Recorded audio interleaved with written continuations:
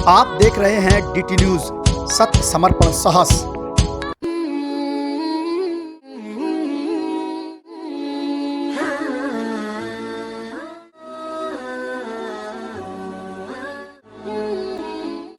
भारत एक पुण्य भूमि है और यहाँ पे ऐसे कई तीर्थ स्थल है जहाँ पर हर मजहब के लोग जाते हैं और अपनी मनोकामनाओं को पूर्ण करने के लिए वहाँ पर माथा टेकते हैं।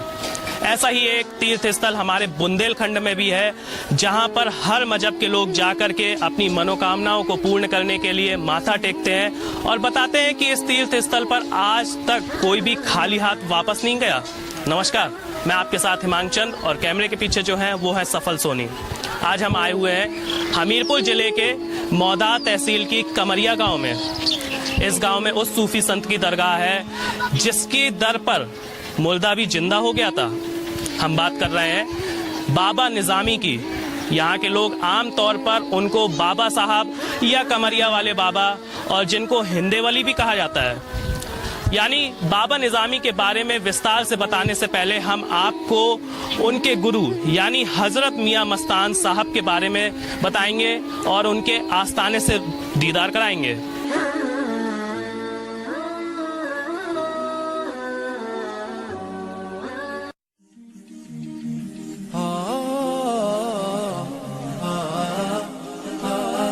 आप जो ये आस्थाना देख रहे हैं वो मियां मस्तान साहब का ही आस्थाना है।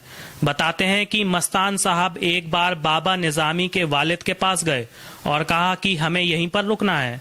तो शेख गाजी यानी बाबा निजामी के वालिद बोले, मियां शौक से रहिए, क्योंकि शेख गाजी मस्तान साहब से बेतहाशा मोहब्बत रखते थे, जिसकी वजह से हजरत मस्तान साहब शेख गाजी को प्यार से लाली भी कहा करते थे।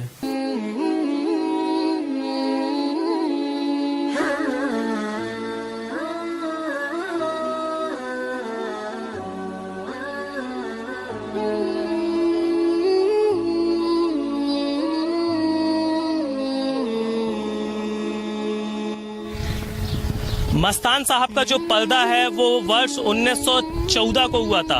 उस समय उनकी आयु लगभग 114 वर्ष की थी। मस्तान साहब ने अपने इंतकाल से पहले बाबा निजामी को 11 रुपए दिए थे और कहा था कि 11वीं को फातिया किया करना। आपने जो अभी मजार देखी, ये मजार स्वयं बाबा निजामी ने ही बनवाई थी और इस मजार के बाजू में जो तालाब मौजूद है इसका पक्काकरण कराया था वो भी बाबा निजामी ने कराया था।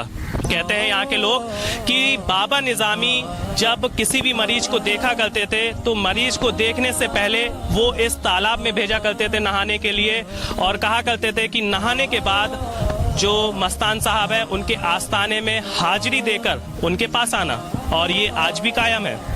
जब भी कोई भक्त बाबा निजामी के दर्शन करने के लिए आता है तो वो पहले इसी तालाब में नहाता है और फिर मस्तान साहब के आस्थाने में अपनी हाजिरी देकर के बाबा निजामी के दर्शन करने के लिए जाता है।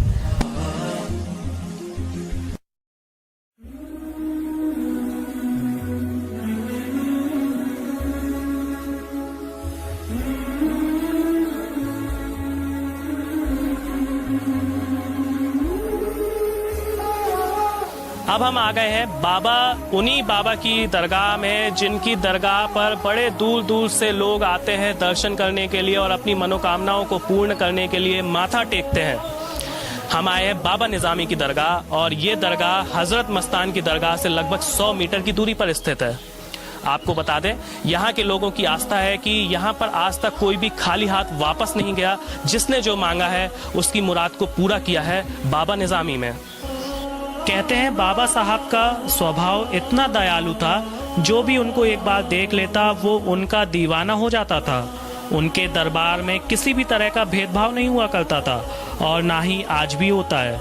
आज भी उनके आस्थाने में हर मजहब के लोगों के साथ एक जैसा व्यवहार होता है। ऐसा मानो बाबा का प्यार आसमान के पानी की तरह सब पर बरसता है।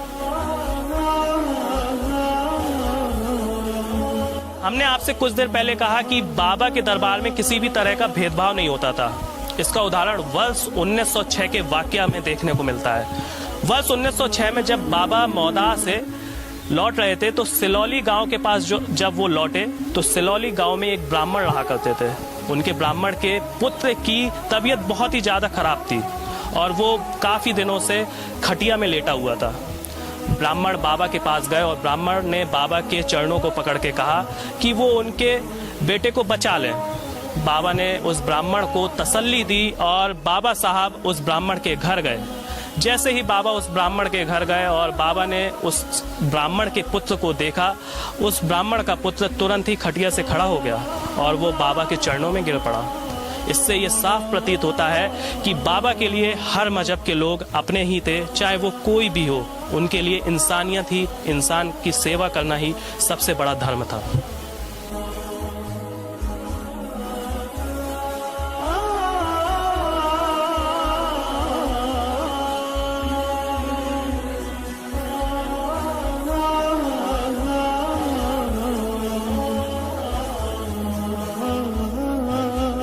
शुरुआत में आपसे बताया था कि ये वो दर है जहां मुर्दा भी खड़ा हो जाता है और ये वाकया है खादिम मदारी के लड़के लतीफ़ खां का।